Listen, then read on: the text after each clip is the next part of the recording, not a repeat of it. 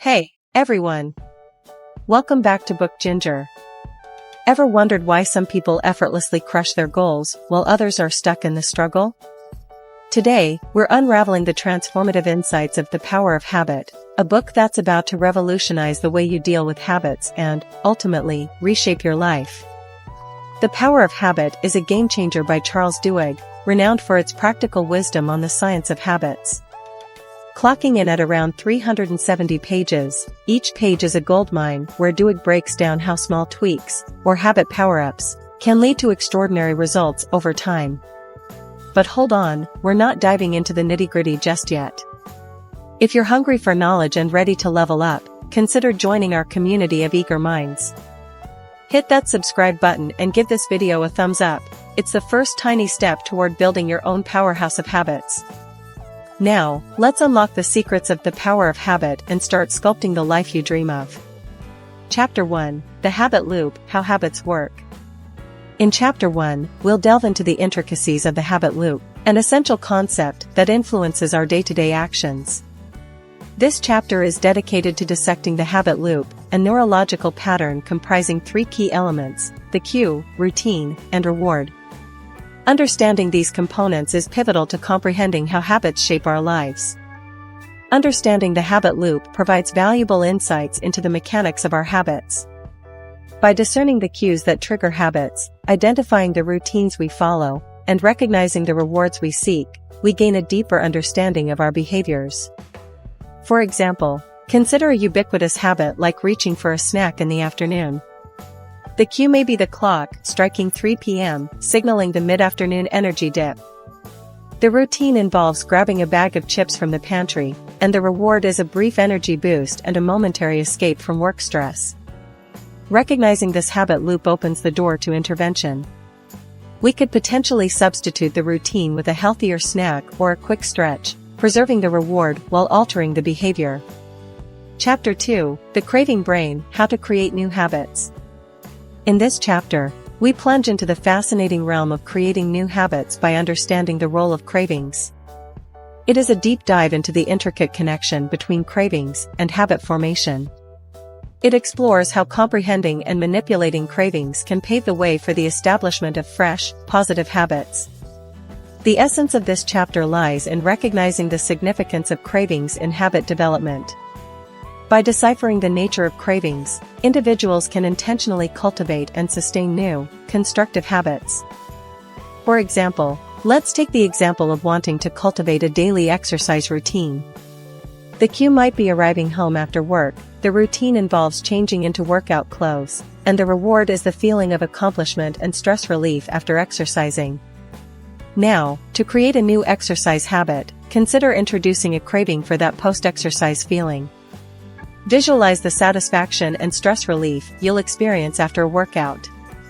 By associating this craving with the routine of changing into workout clothes and exercising, you can foster the development of a positive exercise habit. Chapter 3, The Golden Rule of Habit Change, Why Transformation Occurs. This chapter introduces the golden rule of habit change, emphasizing the critical importance of identifying cues and rewards to successfully alter habits. This chapter delves into real-life examples to illustrate the profound nature of habit transformation.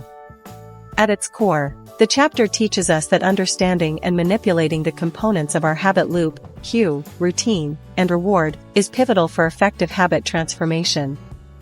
For example, imagine wanting to break the habit of mindless snacking in the evening.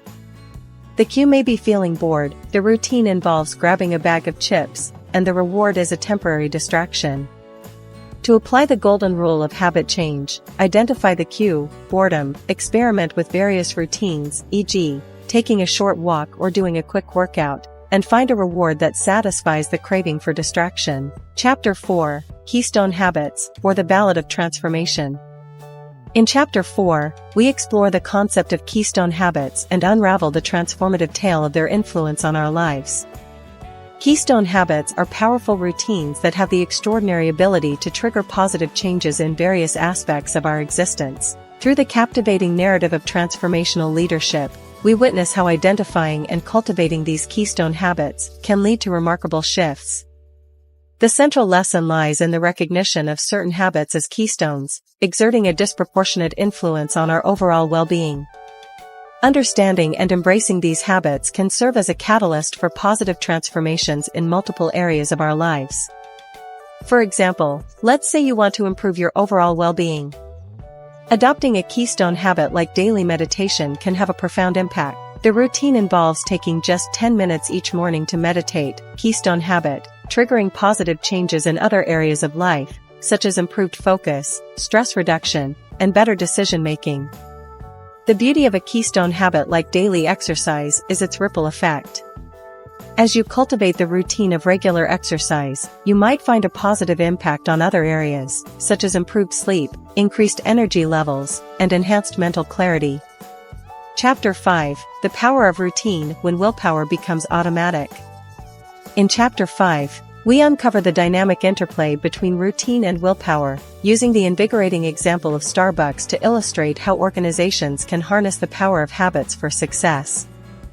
We explore the notion of willpower becoming automatic through the establishment of empowering routines.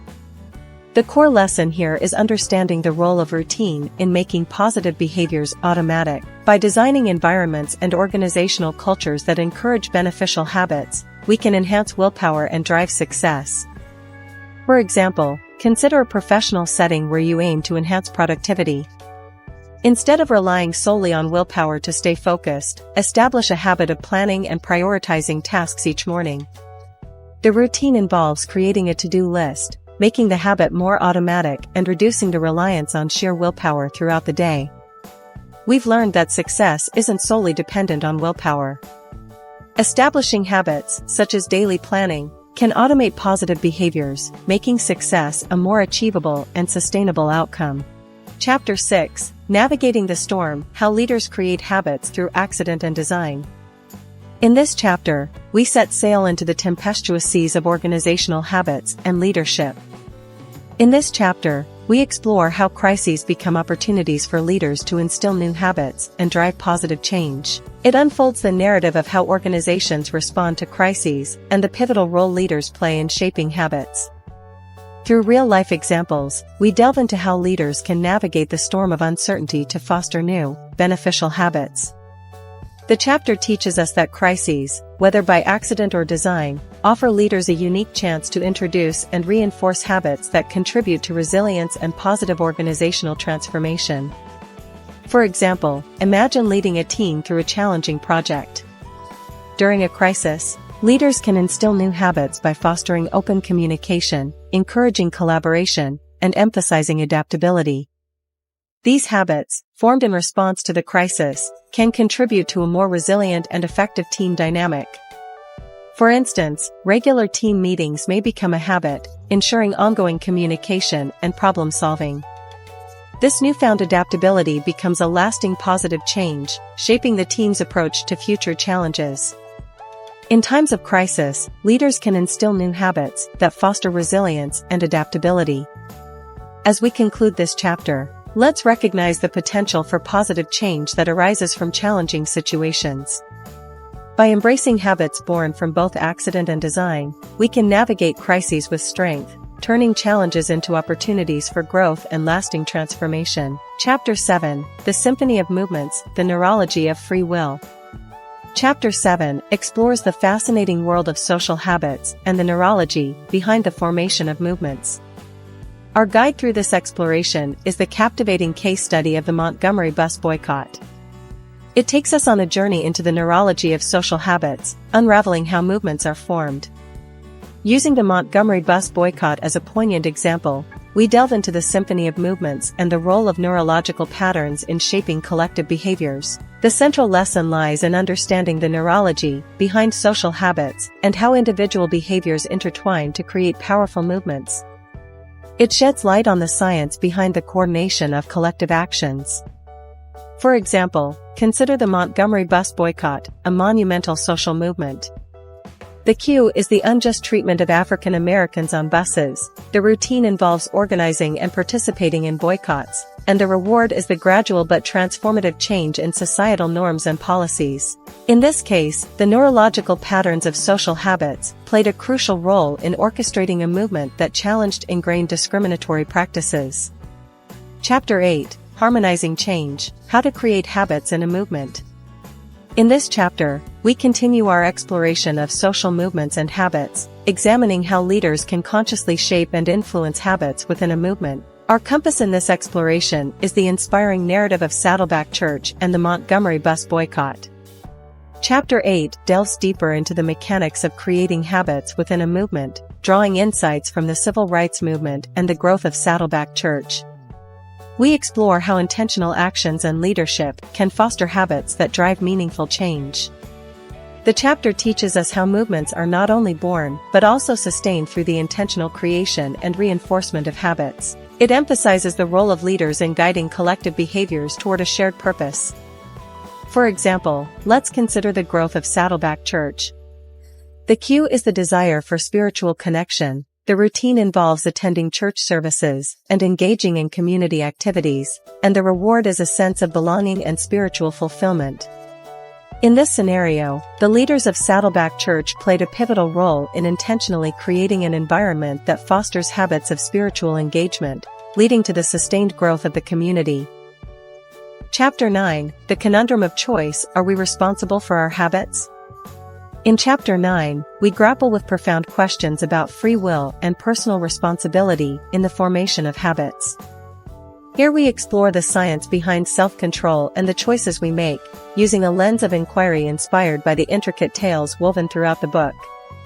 This chapter talks about the conundrum of free will, questioning whether individuals can truly be held responsible for their habits.